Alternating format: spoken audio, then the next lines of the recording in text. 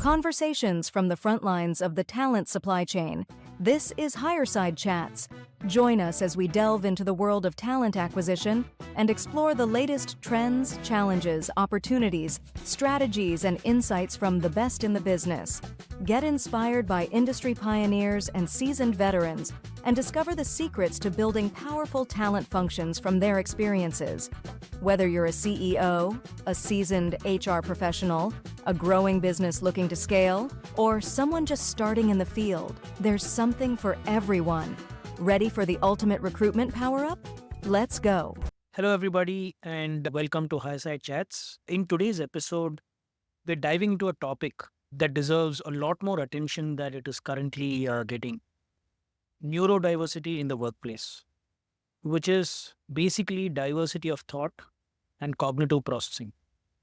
When we think of workplace diversity, how often does that include neurodiversity? Very rarely.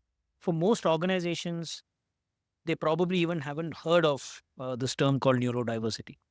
Studies show that unemployment rates for neurodivergent individuals and adults can reach as high as 40%, which is triple that of individuals who are differently abled, and 8 times higher than those who are adults without any disabilities.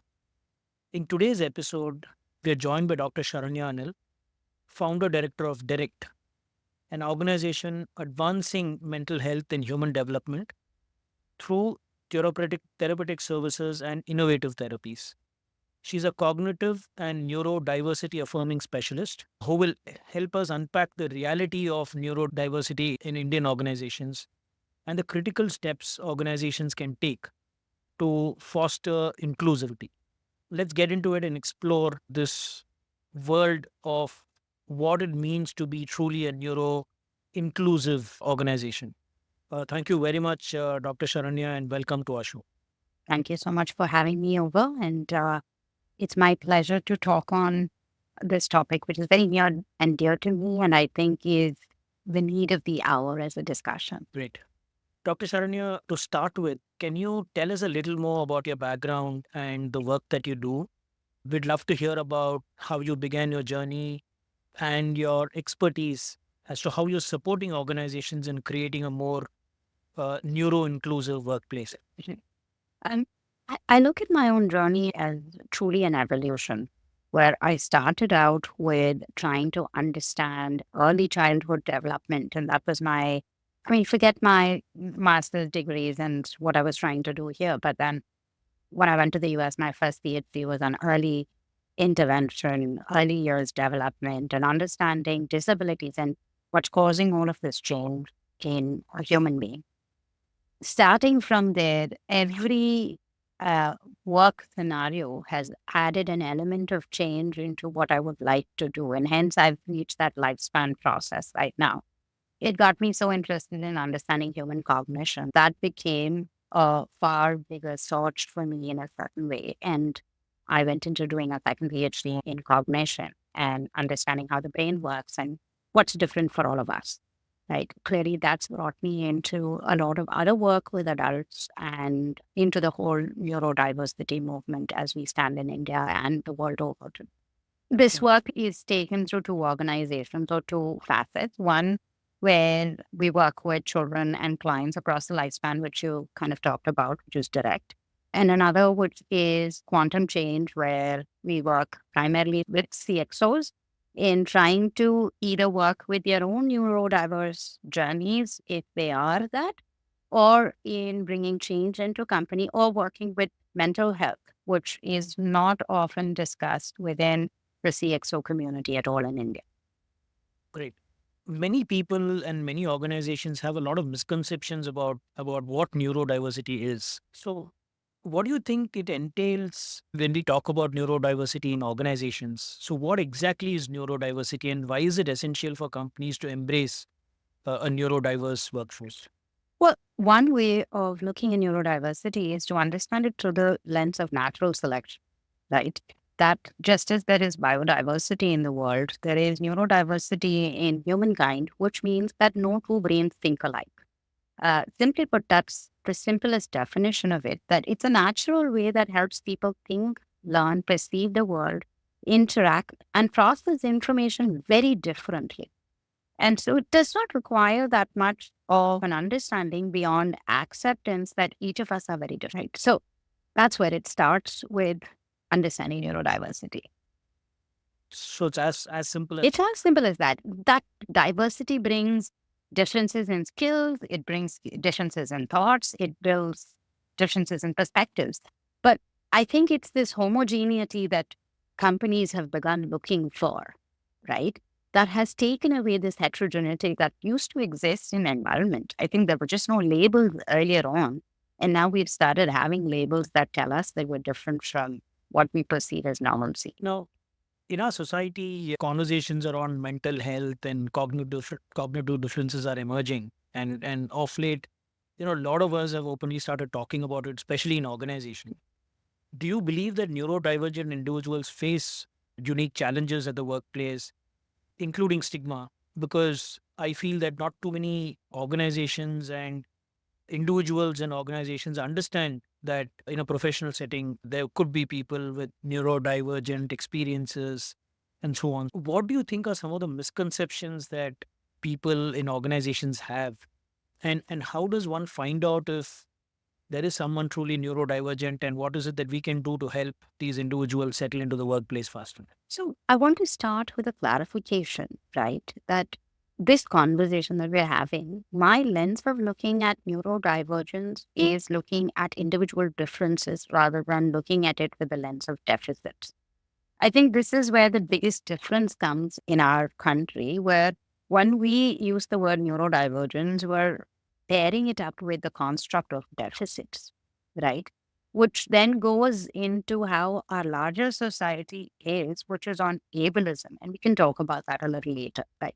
But when we look at it through the lens of diversity, the most common misconceptions that I have come across come from the fact that they believe that these individuals cannot work independently. So it's too much effort to put neurodivergent employees into the workforce because it takes more out of the team. Two, it is that these individuals are less productive, which is not necessarily true at all because all of us come with strengths and we have to pair our work with our strengths. Three, because of their predisposition, may not be able to handle the stress and productivity of an organization, right? Then that comes up with pairing of what that work is going to look like. And a common misconception is that they are not going to be able to communicate well within a team. So they're going to lack communication, and because of which we should not be taking them in. Also, I think by large in our society, we don't really we don't know the actual data for how many neurodivergent individuals there are. So we don't look at them as a population large enough to support, right? So I think misconceptions that drive the stigma as well come from these five areas. Okay.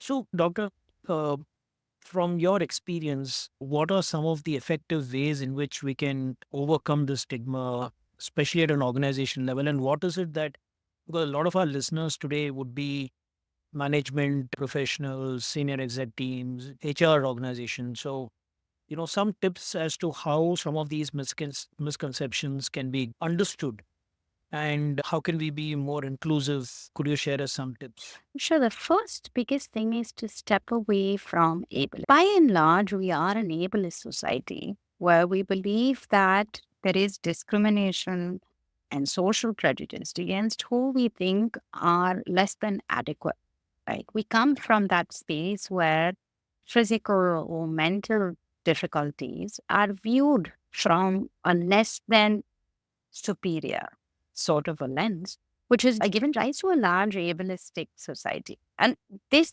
has grown, especially in a country like India, much like racism, sexism, where we are classifying entire groups into can and cannot, right? It versus the haves and the haves not, right? So I think stepping away from ableism is step one, right?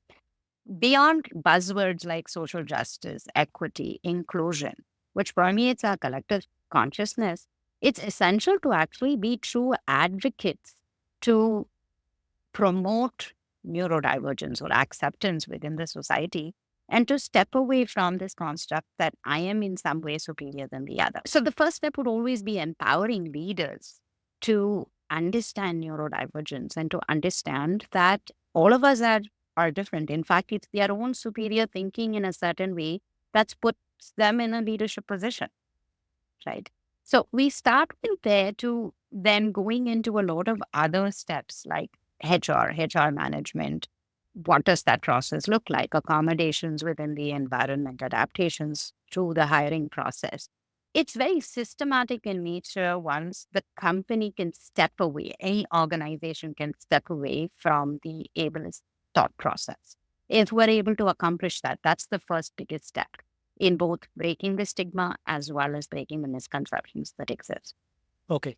And in your experience, doctor, can you, and you don't have to name the company, but you worked with a lot of organizations that have successfully advocated, accommodated neurodivergent individuals and organizations. So it'll be great if you can help us give some examples, some anecdotal inputs, how we can do that, and if there are organizations that you worked with where it has really worked wonders, where because we all agree, these are individuals who have unique skills, unique capabilities. How do we bring that to the fore, and how do we utilize that untapped potential? Right.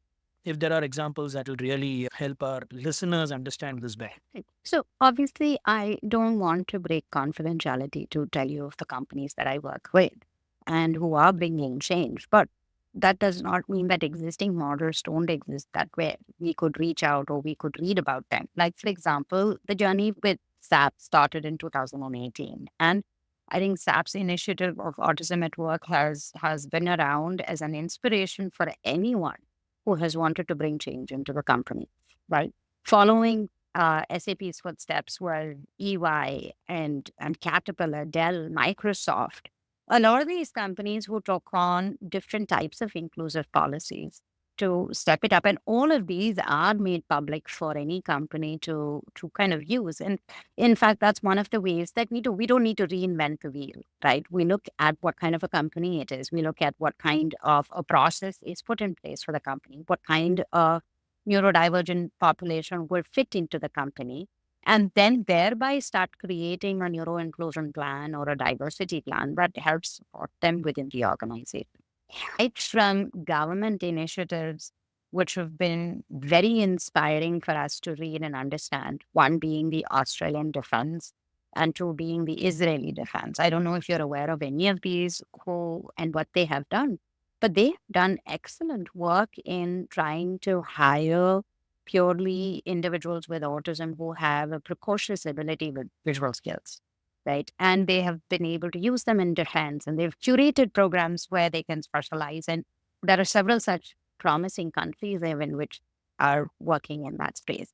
All of this is always made public when they have a good enough case study or they've built a program that's really good, right? But stepping away from that, I think that I'm very proud to be a part of India right now, where one, this change has come because some of these companies are in India.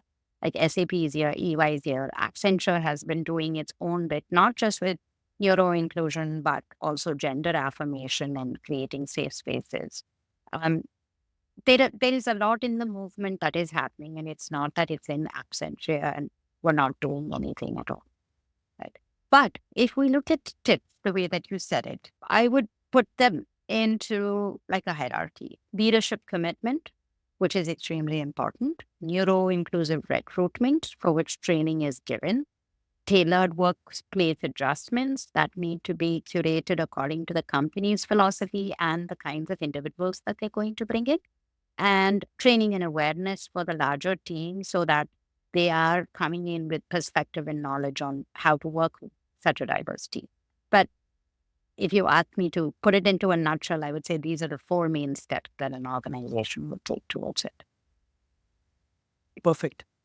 And generally, especially because I also come from an HR background, the first worry that we have is, hey, is all of this going to cost so much? Now, in your experience, are these initiatives that require a lot of budget, or it's more the intent that counts? And if we have the intent, do these programs really require very large investments? When the intent is there, a large investment is not required. Again, neurodivergence and the severity of divergence, or the difficulties and the challenges in individual places, can be vast, right? So, from a very practical standpoint, I'm not asking or I'm not expecting that our society jumps into being able to accommodate individuals who have a lot of behavioral challenges, right? But there are a lot of high functioning individuals. And even if we could provide for high functionality within organizations with a few accommodations, that could be a great start for the kind of human capital that we have. Invariably, what I see happening is most of these young individuals who do have neurodivergence know that they're not going to get support within India.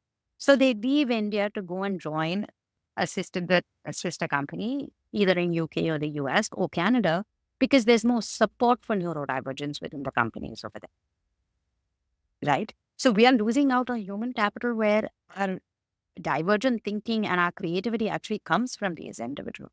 So intent is the place to start. And if we have intent, it could be a small budget which brings change with high functioning individuals. And doctor, do you think that, from an Indian context, uh, culturally we are diverse, we are different? I know that organizations in the West have a lot more advanced inclusive practices.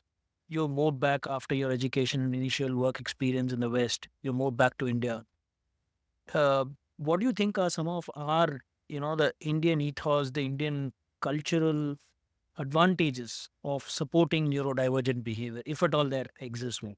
I think this is our challenge, right? I think right from when I have returned, I think the culture is our challenge because we are a stratified society. So we continue to stratify, right? Versus in the West, there isn't a stratification. There is respect that is dealt out right from the start, from the get go. I was fascinated. I think it was 99 when I went for the first time, right, to study abroad. And I was fascinated as early as 99 that if there was an elderly person coming in or someone on a wheelchair coming in, the bus could actually either fold out a ramp or go down to the ground level so someone could get in. Okay, that is 99 that I'm talking about. 25 years later, can you tell me that you see a bus like that in India? Let it be even a private bus, right? Or do we even see a vehicle like that, a car like that? I don't want to sound pessimistic here. That's not what I'm intending to do, but I'm saying that I think that a barrier is how our society is segregated. And that's where inclusion comes in. The word inclusion and neurodivergence go hand in hand here. That unless we don't bridge society at large, and it's only micro changes that can do that, the ripple effect, right? Organizations that bring that change and thereby inspire other organizations to also change. And that's going to bring the larger expected change that we want from society. I don't think it's going to come from support within our culture because whether we talk about um, religion or we talk about language or we talk about um, our legal standing, there is too much segregation within our society to bridge up. Thanks for being honest with your response, doctor. Uh, one of the things that I've been very proud of because I've worked with multi-generation workforce. Uh, the current generation that is graduating out of universities and joining organizations, I feel that they are a lot more inclusive than some of the previous generations. Uh, so that's been my observation with my limited experience. Do you think the same when it comes to the current generation, the millennials, the Gen Zs, being a lot more open in advocating neurodiversity, in accommodating neurodiversity than, let's say, uh, Gen X or the previous generation, or especially when it comes to the professional context? I would definitely agree with you. In fact, with the quantum change program, right? A lot of the entrepreneurs that I work with, right, on mental health and other aspects are neurodivergent, right? And it's because they recognize their neurodivergence that they are able to do what they do even within their company, right? But the challenge comes in the psychological safety of talking about their neurodivergence within our country, right? When I say psychological safety, we lack awareness to know what neurodivergence brings. That can you really for sure say that a tabloid is not going to attribute the failure of a company to the neurodivergence of the individual, rather than looking at the practicalities of what went wrong within a company, right? So that's the larger picture of psychological safety that we're not able to provide to individuals because of which they don't want to disclose their neurodivergence. But if you look within the company's practices are neurodivergent affirmative, right? But without having to say that each of them are neurodivergent, but it comes with acceptance and accommodation. So yes, the future generations are definitely the ones who are going to bring that change because they see the need for it. In fact, that's it going backwards by design, where I see this change happening in colleges, right? Where they want to accommodate the needs and they want to support neurodivergent. And they have a lot of individuals who are learning within the environment, and it's extremely promising. Doctor, for a minute, let's look at it from the perspective of the neurodivergent professional who's already working in an organization. Assume that he or she is getting some amount of support. But like you said, in India, we have a long way to go still. What would be your, top two or three advice to some of our listeners who could be neurodivergent, who are listening to this conversation right now? When they compete in a professional environment, when there are non-neurodivergent people competing with them in the workplace, and let's say you don't have a very accommodating or a understanding set of supervisors or bosses, as a neurodivergent individual, what would be your advice to me? To I wouldn't use the word to stay competitive because that's probably not the right word that I'm using, but I hope you get my question. I hear you. If it's a piece of advice you need to give me, what would you be? What would you? I hear you. So, if you were a neurodivergent individual, the first thing that I would say is be your own advocate. You have to be your biggest advocate to ask for the accommodations that is your right. Okay. And prioritize your own mental health and your own well being and your own levels of stress. Because when you work under that kind of an environment, that's not going to be supportive. In fact, I coincidentally had heard the very same thing said in one of your other episodes that had talked about how the human brain works. And they had talked about the sympathetic nervous system kicking in situations where it's very stressful. And that's going to bring down productivity rather than increasing productivity, right? So it's counterproductive for us to try and mask and try to stay the same as everyone else in an environment that's not supportive of an individual's needs. So if you are neurodivergent, I would ask you to ask for your rights, your accommodations. If you need a standing desk versus a sitting desk, ask for it because you're going to stay more productive. If you need to use noise cancellation headphones because it helps you with your sensory system, ask for it. If you need frequent breaks, then describe that and describe how those frequent breaks would help you. So there are small accommodations that each of these individuals can ask for, which is their right. And it does not take anything from an organization to give these kinds of accommodations. Great. Thanks for that. Now we get into a slightly different section. This is the most popular section for our listeners, Doctor. So we call this the rapid fire round. And I'll ask you like 5 questions. My request to you is, brief responses that come to your mind. The first response that comes to your mind will help. So, let's dive into it straight away.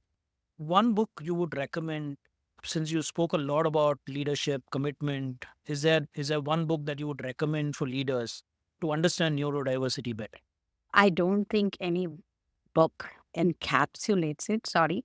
So I would instead subscribe to the Harvard Business Review because they're constantly working on neurodivergence and getting more out there. Okay, thanks for that.